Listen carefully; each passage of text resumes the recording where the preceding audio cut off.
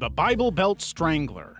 The Bible Belt Strangler, which is probably not the best person to meet at church, was an unidentified serial killer active in the late 1970s to early 1980s. This mysterious figure targeted young women and girls across several states in the Bible Belt, a region known for its conservative values and a whole lot of churches. But instead of spreading God's word, this guy was spreading terror. His mode of killing was more hands-on because he chose strangulation and then dumped their bodies along highways in states like Tennessee and Kentucky.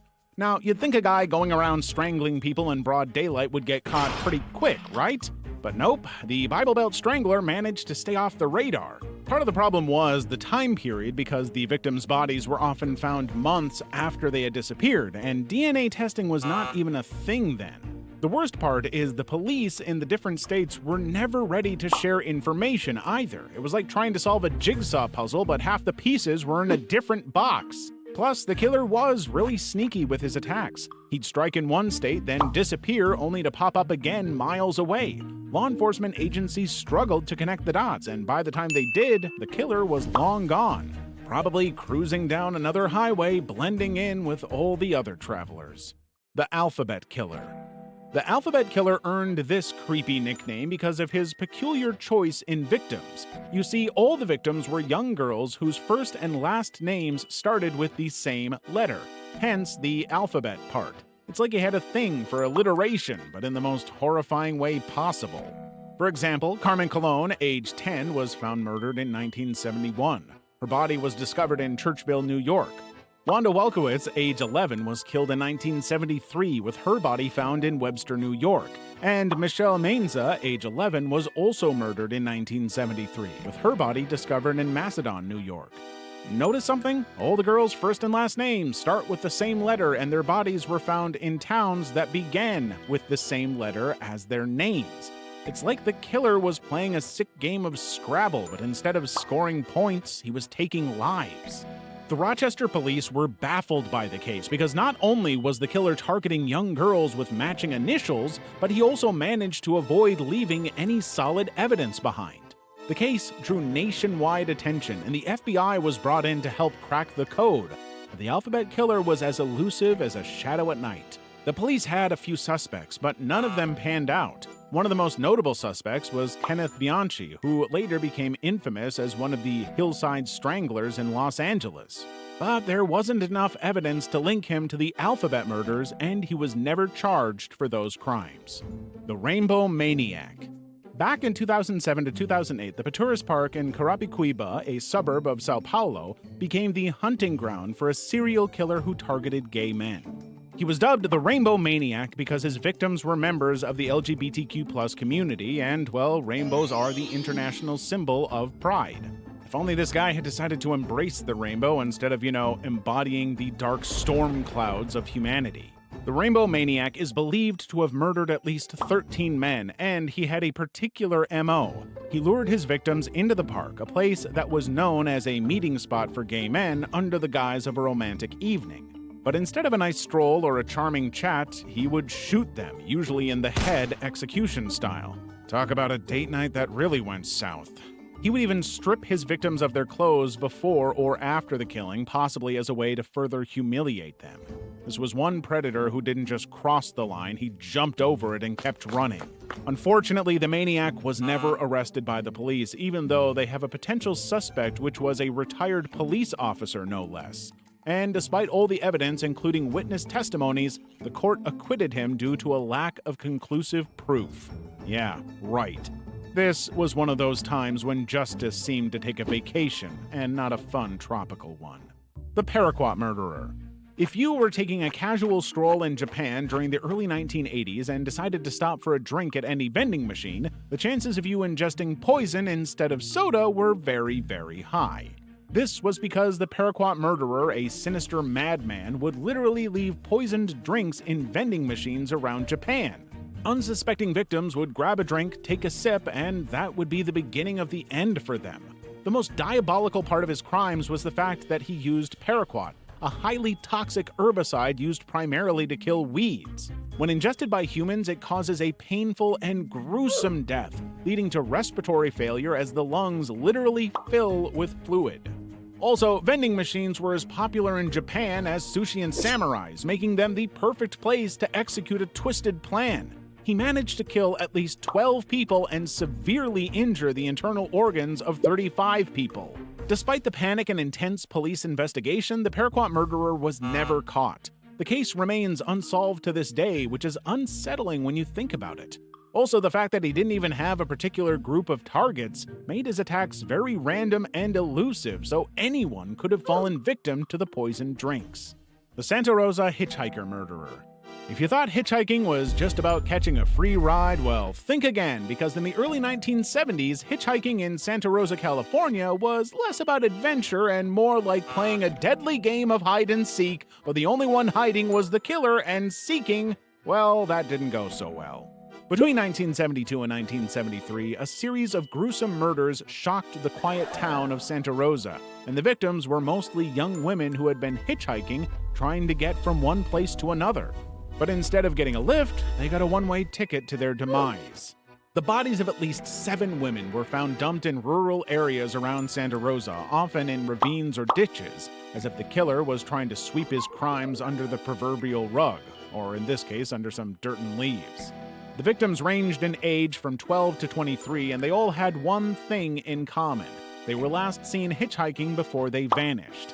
Now, the exact details of how the killer subdued and murdered his victims aren't fully known, but the bodies showed signs of physical trauma, and some were found naked or partially clothed, suggesting a possible sexual motive. By the time the bodies were found, crucial evidence was lost and witnesses were few and far between. Plus, the remote locations where the bodies were dumped made it difficult to gather any physical evidence. The Butcher of Mons. For this particular serial killer, the brutality of his crimes and the disturbing surgical skill that went into dismembering the bodies of his victims made it so much worse. It all started in the late 1990s in the small Belgian town of Mons. The dismembered body parts of several women were found scattered in garbage bags across the region. Some were dumped in rivers, others left by roadsides, and all were left like sinister breadcrumbs leading to nowhere. The victims, 5 women in total, were all brutally dismembered after death, earning the unknown killer the chilling nickname, the Butcher of Mons. And when we say dismembered, we are talking about a level of precision that suggests this wasn't the work of someone who just got a set of knives and a grudge for Christmas. No, this was someone who knew what they were doing. Someone who took their time and treated the whole thing like a macabre art project. Think of it as DIY, but with a terrifying twist. If you're the unfortunate victim, he would abduct you, do the most Ansu thing to you, and then after you die, he would then cut you up into pieces and dump your body in trash bags around town. The case was never solved and the evil killer was never caught through the best efforts of the Belgian police. He left no fingerprints, no DNA, and most especially, no witnesses. It's as if he was a ghost, leaving only terror and confusion in his wake. Bible John. If you thought quoting the Bible was reserved for Sunday sermons and overzealous door-to-door evangelists, well, think again, because in the late 1960s, a certain madman turned the streets of Glasgow into his own twisted pulpit. Between 1968 and 1969, while Glasgow was grooving to the tunes of the jivin' jazz, a sinister killer was busy unaliving Patricia Docker, Jemima McDonald, and Helen Puddock, who went out to party. So basically, Bible John would approach the women at the Barrowland Ballroom during the venue's infamous dance nights. After some dancing and probably awkward Bible banter, he'd often to accompany them home. Chivalry, right? Except in this case, chivalry was dead, and soon so were his victims. All 3 women were found strangled with their stockings, a grim signature that tied the murders together. Additionally, there were signs of sexual assault, and the bodies were left in various parts of Glasgow.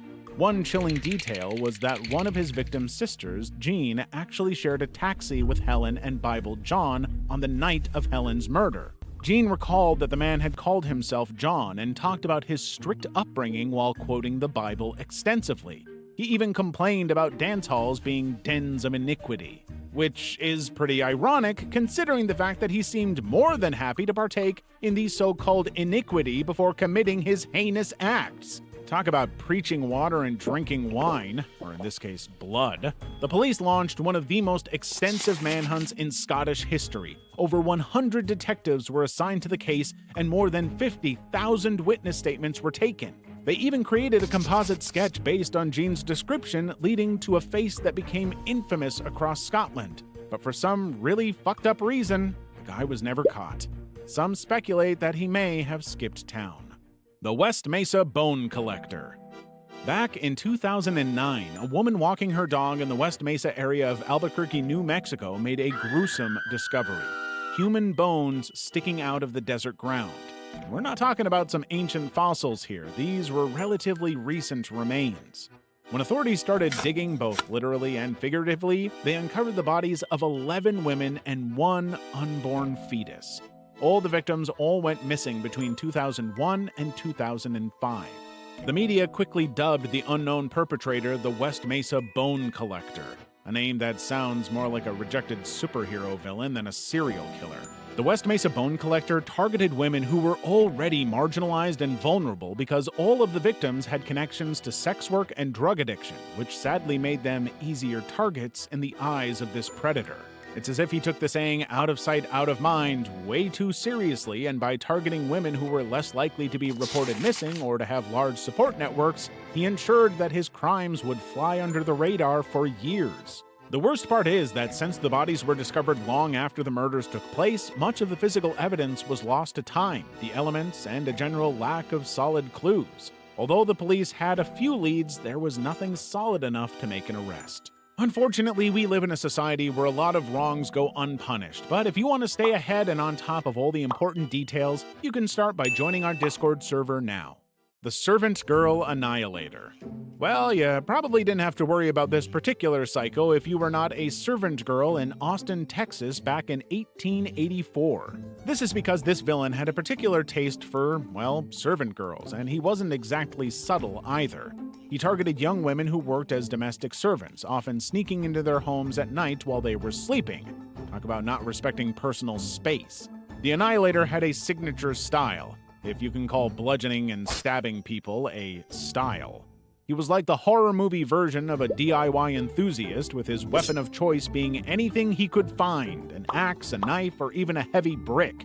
This guy would have been a nightmare on a shopping spree at Home Depot. One by one, he attacked his victims in their homes, sometimes dragging them outside to finish the grisly work, and sadly killed up to 8 girls. Well, it's not really a wonder that he wasn't caught, because the 1880s wasn't exactly the golden age of forensic science. Picture detectives back then with magnifying glasses and no clue about DNA, fingerprints, or even decent mustache grooming. Plus, the Annihilator was good at covering his tracks. He struck in the dead of night and always vanished before anyone could raise the alarm. Charlie Chopoff. It's New York City, 1972, and jazz and music ruled the day, but amidst all the groovy vibes, a shadowy figure was targeting young African-American boys in the city's Harlem and Upper Manhattan neighborhoods.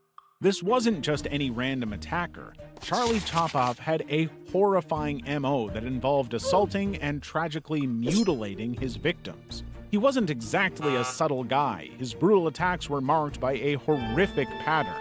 He would stab his victims repeatedly and then mutilate their bodies. It's no wonder the police and media quickly dubbed him Charlie Chopoff, a nickname that probably made everyone want to lock their doors and hug their kids a little tighter.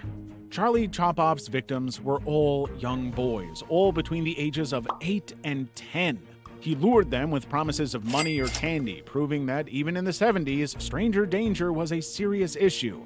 Unfortunately, his brutal attacks left a trail of fear across the city, with only one survivor who was able to give a description of the attacker. However, in 1974, police arrested a man named Erno Soto who had been institutionalized for mental illness and fit the description provided by the survivor. Soto even confessed to one of the murders, but the confession was inconsistent and doubts lingered about whether he was actually the killer. The police held on to Soto as their main suspect, but with no solid evidence, the case eventually went cold. It was like trying to catch water with a sieve. Nothing stuck. The Skid Row Stabber. It's the late 1970s in Los Angeles. Disco is booming, bell-bottoms are in, and somewhere in the notorious Skid Row neighborhood, there's a shadowy figure on the loose. Skid Row wasn't exactly Beverly Hills, but the grimy, gritty, poverty-stricken area of LA. As bad as they already had it in this neighborhood, a certain madman named the Skid Row Stabber decided it was the perfect time to make his debut. This figure started to wreak havoc between 1978 and 1979 and was responsible for the brutal stabbing deaths of at least 11 homeless men. Now, you might say that targeting homeless individuals was a low blow, but there was a lack of attention and no witnesses to his crimes. Also, the guy didn't exactly go for creativity points in his killing method because his weapon of choice was a knife. Simple, sharp, and, well, pointy. He would approach his victims, usually when they were alone, and brutally stab them multiple times to death.